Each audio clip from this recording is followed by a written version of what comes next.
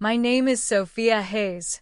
I was standing near a tall arched window in the conservatory of an old manor, its glass panes slightly wavy with age, overlooking the meticulously tended rose gardens.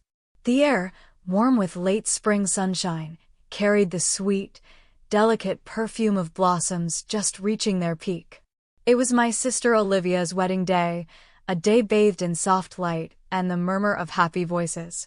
I wasn't hiding, not exactly, but I found solace in the quiet periphery, a vantage point from which I could observe the currents of the celebration without being swept away by them. The invitation, tucked away in my small silk clutch, had addressed me as Miss Sonia Hayes. A small error, the kind easily made, yet it resonated with a familiar echo, like a smooth, worn pebble found in a childhood pocket, a reminder of a name, a self, not quite fully seen. Olivia had always been the sunbeam in our family, effortlessly bright, drawing everyone into her orbit with an easy laugh and a luminous smile. She danced through life, while I often found myself walking quietly beside it, cataloging its details, its nuances, its unspoken truths. Mr. Julian Beaumont, Olivia's new father-in-law, a distinguished man known for his patronage of local arts and history, had passed by me earlier. He'd offered a polite, fleeting nod, his gaze already moving towards someone he deemed more central to the day's narrative. There was no intended slight in his oversight, I knew. It was simply the way of things, a reflection of how some of us move through the world more quietly, our presence felt rather than announced. I hadn't come to disturb the carefully orchestrated harmony of the day. I was there, perhaps, to witness the closing of one chapter and to acknowledge, within myself, the quiet garden of strength I'd cultivated in the spaces where I had once felt invisible. The afternoon sun cast long shadows across the lawn as the toasts began. Laughter rippled through the guests as champagne flutes clinked like tiny, cheerful bells. I listened from my quiet corner, the warmth of a forgotten teacup still in my hands. Olivia looked radiant, her happiness a tangible thing. Then Mrs. Caldwell, the Beaumonts' longtime family friend and the day's gentle master of ceremonies, raised her glass. Her voice, kind and clear, resonated through the conservatory. And now she began, her smile encompassing the room. Before we hear from the happy couple, we have a very special thank you. This beautiful merging of two families is also blessed by a new collaborative spirit, a project dear to both the Beaumonts and the Hayes, the restoration and reimagining of the old Willow Creek Mill into a vibrant community arts and heritage center. This endeavor, a beacon of hope and renewal for Port Blossom, has been made possible through the profound generosity and visionary support of a quiet, steadfast partner. It is my honor to ask you to join me in thanking the founder of Lighthouse Capital, Miss Sophia Hayes. A soft hush fell over the room. It wasn't a dramatic, shattering silence, but more like the pause in a piece of music, holding its breath before the next phrase. I saw Mr. Beaumont, seated at the main table, turn slowly. The delicate porcelain teacup in his hand rattled almost imperceptibly against its saucer. His expression wasn't one of anger or alarm, but of profound, bewildered surprise, as if a familiar landmark had suddenly revealed a hidden facet. Olivia's eyes found mine across the room, wide and questioning. I offered a small, serene smile, a silent acknowledgement of a truth gently brought into the light. I didn't need to rise, not immediately. The name, Lighthouse Capital, and my own, Sophia Hayes, seemed to hang in the air, weaving themselves into the tapestry of the afternoon. Growing up, the love in our home was a gentle, if sometimes diffuse, light. Our parents, kind and well-meaning, were simply more attuned to the vibrant glow of Olivia's extroverted nature. She was easy to celebrate, her accomplishments blooming brightly for all to see. I was the quieter stream, finding my course through shaded woods, my depths not immediately apparent. My joys were found in the rustle of library pages, the patient observation of the natural world, the intricate patterns I could discern in the seemingly mundane. They didn't mean to overlook my quieter triumphs, The poetry prize won, the volunteer hours spent at the local animal shelter, the scholarship that opened the door to university. It was simply that my song was in a different key, one they weren't always tuned to hear. I remember one particular evening, a scholarship awards dinner at my high school. I'd invited them, of course, a small, hopeful note left on the kitchen counter. But the evening arrived, and their chairs remained empty. A business dinner for my father, a charity committee meeting for my mother, valid reasons, offered with gentle regret afterwards. But in that moment, sitting alone at a table filled with proud families, a quiet understanding settled within me. It wasn't a bitter realization, but a clarifying one. The validation I sought, the recognition of my worth, would have to blossom from within. I stopped waiting for applause from an audience that wasn't there and began to listen more intently to the music of my own making. My path after university led me away from our bustling hometown to the quieter shores of Port Blossom. It was a place where the scent of the sea mingled with the history etched into its cobblestone streets and weathered buildings. It felt like a town that understood the value of things that endure, of stories whispered by the wind and tide. I didn't announce my departure as an act of rebellion or estrangement. It was more of a quiet pilgrimage towards a life that felt authentically my own. Olivia and I exchanged birthday cards, occasional cheerful emails. Our lives simply flowed along different currents.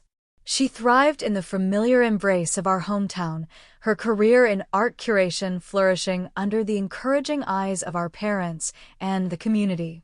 I, in the meantime, was discovering a different kind of artistry. In Port Blossom, I saw so much potential lying dormant, like seeds waiting for the right conditions to sprout. I started small, with a modest inheritance from my grandmother, a woman who had always seen the quiet observer in me. My first project was helping a group of local weavers, whose beautiful, traditional craft was fading, to find new markets and sustainable practices. I didn't call it investment then.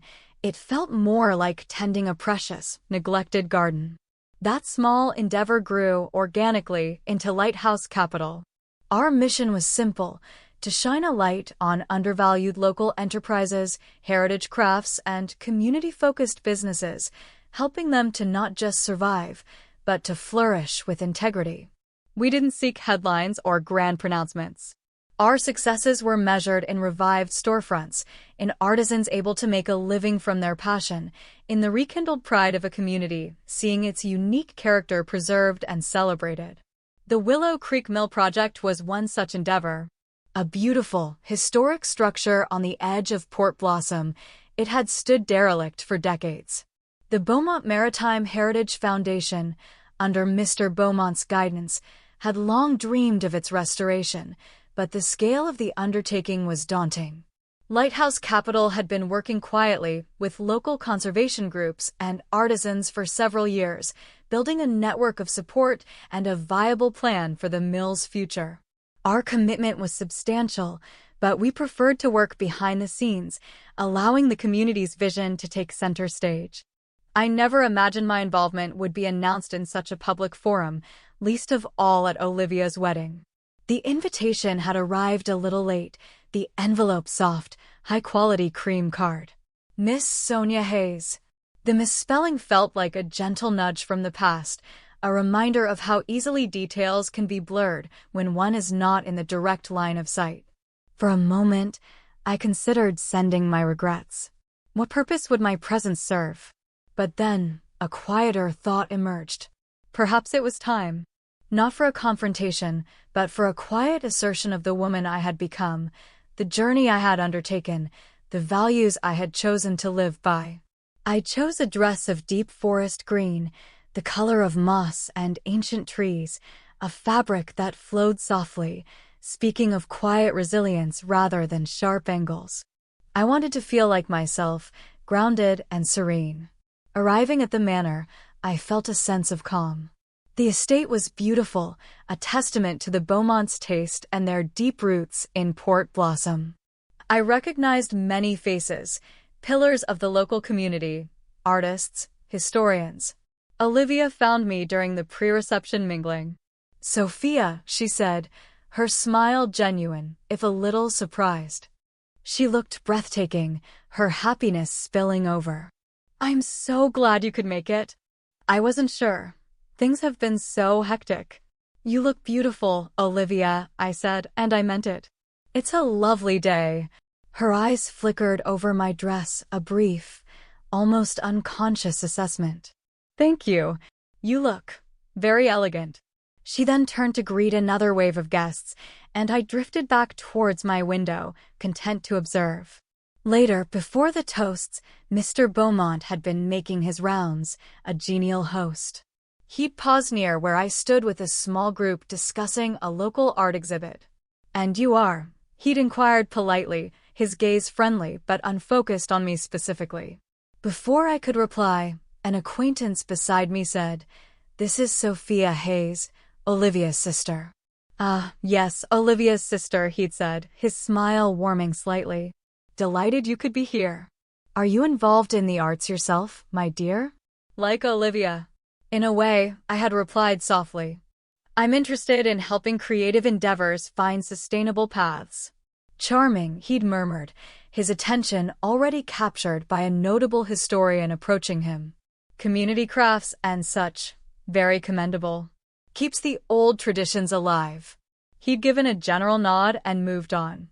It wasn't dismissive in a harsh sense, more the polite acknowledgement of a pleasant, if minor, pastime. He hadn't meant to diminish my work. He simply hadn't seen its scope, its depth, its quiet power. And I hadn't felt the need to correct him then. The truth, I've learned, often reveals itself in its own time. Now, in the wake of Mrs. Caldwell's announcement, the gentle hum of conversation had resumed, but with a different undertone. A subtle curiosity, a reevaluation, rippled through the room. I remained seated, feeling a quiet sense of equilibrium. It wasn't triumph I felt, but a sense of completeness, as if a missing piece of a puzzle had finally clicked into place. Not for them, but for me. After a few more moments, as another speaker took the floor, Mr. Beaumont rose from the head table and made his way towards me. He moved with a new thoughtfulness in his step. Olivia watched him, her expression a mixture of surprise and dawning understanding. He stopped before my small table, his earlier geniality now tinged with a respectful humility. "Ms. Hayes." "Sophia," he began, his voice softer now. I must confess, I had no idea. Lighthouse Capital. Your work with the Willow Creek Mill, it's been nothing short of transformative for this community. We've been so impressed by the vision, the quiet efficacy. I met his gaze evenly, a gentle smile touching my lips. Thank you, Mr. Beaumont. I believe deeply in the quiet work of restoration, in nurturing the potential that often lies overlooked. Lighthouse Capital prefers to let the projects and the communities they serve speak for themselves. Indeed, he murmured, a touch of color rising in his cheeks. He extended his hand. Julian Beaumont. I feel we haven't been properly introduced, despite your connection to the family. I placed my hand in his. His grip was firm, respectful. Sophia Hayes. It's a pleasure, Mr. Beaumont. This was not the missed handshake from the provided story, filled with challenge. This was a new one, offered with newfound recognition, and accepted with quiet grace. Olivia joined us then, her eyes shining with an emotion I couldn't quite decipher, perhaps regret, perhaps a new curiosity. "Sophia," she said, her voice a little breathless. I truly didn't know. All this time, you never said anything about Lighthouse Capital, about the incredible work you were doing. I looked at my sister, the sunbeam, and saw perhaps for the first time a flicker of genuine desire to understand my quieter world. Perhaps we all have our own gardens to tend, Olivia, I replied gently. I found my path in these quiet places, nurturing growth where others might not have seen it. It brought me contentment, and that was what mattered most to me. Her gaze softened. It's amazing, Sophia. Truly. A small smile played on her lips. I always knew you were brilliant, you know. Just in your own quiet way." A warmth spread through me at her words, unexpected and welcome. Perhaps this was the beginning of a different kind of connection, one built on mutual respect for the different paths we had chosen. Mr. Beaumont cleared his throat. "Well, Sophia, your involvement, your family connection, it adds another beautiful layer to this partnership for the mill. We are immensely grateful. Perhaps, when the wedding festivities have settled, you and I could sit down. I'd be very keen to hear more about Lighthouse Capital's broader vision. There might be other areas where our foundation's goals align with your remarkable approach." "I would like that, Mr. Beaumont," I said. "My team and I are always open to exploring collaborations built on shared values and a commitment to sustainable community development." I wasn't interested in leveraging the situation for dominance, as the original Althea might have. My power, if it could be called that, lay in the integrity of my work and the positive change it fostered. The alignment he sought would be based on mutual respect and shared purpose, not on shareholder structures or controlling interests. I didn't stay for the entirety of the reception. As the dancing began and the music swelled with a joyous, uncomplicated rhythm, I felt a sense of quiet closure. I sought out Olivia, who was laughing with her new husband, surrounded by friends. "I'm going to slip away now, Olivia," I said softly, touching her arm. "It was a beautiful ceremony. I wish you both every happiness." She turned, her eyes bright. "Oh, Sophia, thank you for being here. And thank you for what you're doing for the mill. It means so much to Julian's family and to me now too."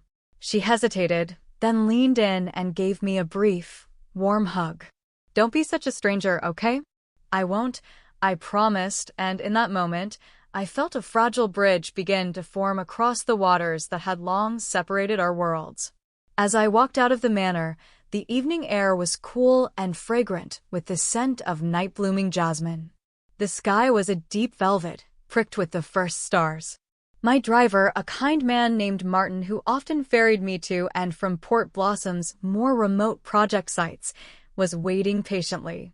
He opened the door with a quiet smile, no questions asked. He understood my need for reflective silence.